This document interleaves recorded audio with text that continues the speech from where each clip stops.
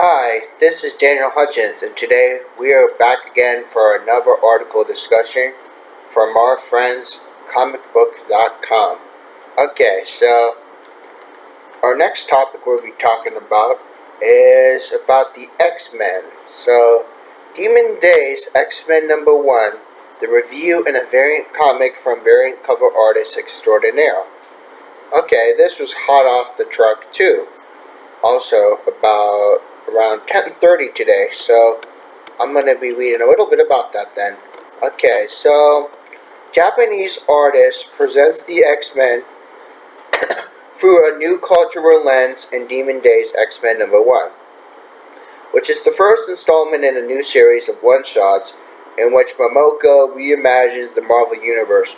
Momoko is best known for variant covers that attract fans and collectors with skills and styles that stand apart from other artists working in the American comic book industry.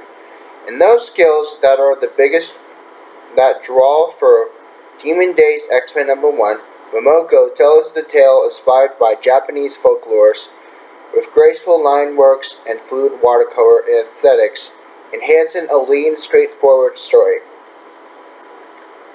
It's the appeal of a variant cover applied to a full-length comic, which Momoko puts her own spin on popular established characters, not only the X-Men, but the wider Marvel Universe as well, like Venom and the Hulk. Psylocke becomes a time-traveling warrior, and Logan is her wolf companion.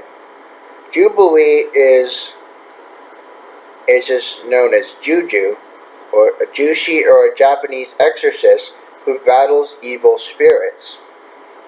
Momoko's redesigns are brilliant, but both visually and in narrative. The folklore she's drawn from takes primacy. It's Japanese mythology with the Marvel Universe glamour, but the company's characters are stretched and contorted to fit in the legends rather than the other ways around. Okay, so it's instantly recognizable as Psylocke's analog becomes of her clothing's cover palette, her role as a swordsman, but she displays no aspects of Psylocke's mutant abilities, but then it's the same for Juju, dressed in yellow and pink eye paint, standing for Jubilee's signature visor sunglasses, but in a thoughtful touch though. Okay, so Momoko could easily have made Jubilee's fireworks part of Juju's magic, but instead opts for a more realistic depiction of the human character, better to contrast them with the magical yokai. Even when dealing with the Venom and the Hulk, inanimate, fantastic characters in their own right, she instead applies their names to folkloric creatures like Orochi and Ani. Okay, so you can definitely tell this was all Japanese though. There's a photo below that's actually pretty neat. And then, though she occasionally weighs her layouts too heavily from one side, Momoko proves a capable storyteller. There's a subtle softness in Sai's eyes, framed by the crest of shadow when she discovers that her Hulk is the father protecting his child. There's a dancer's gracefulness to her fight scenes, with one particularly stunning moment as Kazuki, a young village warrior, cartwheels over Ani, vaulting over his head and landing in the next panel to strike. Pitting Sai against Venom allows Momoko to contrast the fluidity of the warrior's sword strikes, at one point appearing like a whirlpool of motion against the yokai's oozing tendrils, the black appendages standing out against the watercolor world around them.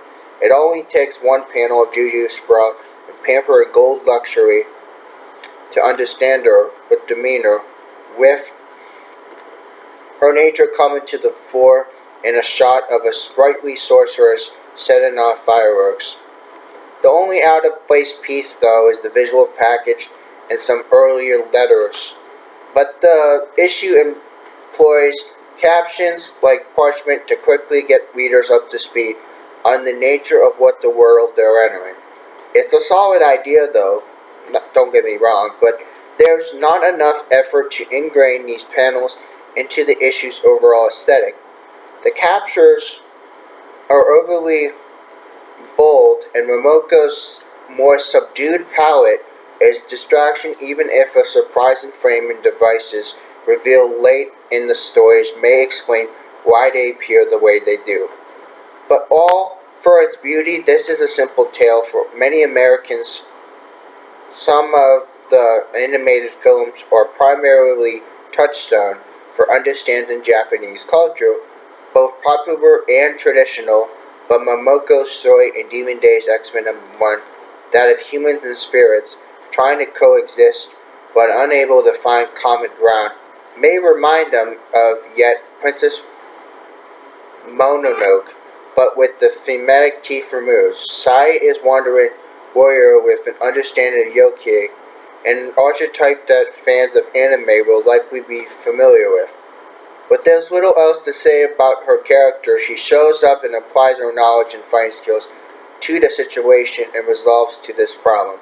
There's not much else to consider that, but a token environmentalist underpinning through an early suggestion that human expansion has upset the world's balance. Yet the previously mentioned unexpected framing devices that have emerged towards the end of this issue suggest that Demon Days' scope was significantly greater than retelling Japanese folklore with Marvel proper nouns attached, even if that's all there was to this first issue. But it speaks to the power of Momoko's art that such a simple story told with her artistic style and skill can still leave such a strong impression on the world. Published by Marvel Comics on March 3rd, 2021, written by Pete Momoko, art by Pete Momoko, and translated by Zach Division. Okay, so there you go, guys. That is a little bit of information about one of the new X-Men books that is out now, Demon Days X-Men #1. So if you know anything about Demon Days X-Men #1, please drop your comments down below, and I'd love to hear what your thoughts were about that book, if you've read that book or not. And of course, if you guys get a chance, please hit a thumbs up if you love my content, you want to see more of my content. Then also, if you haven't yet, make sure you subscribe on the subscribe button down below the video, and make sure you guys have a wonderful, wonderful, wonderful day, and you guys enjoy yourselves. Bye.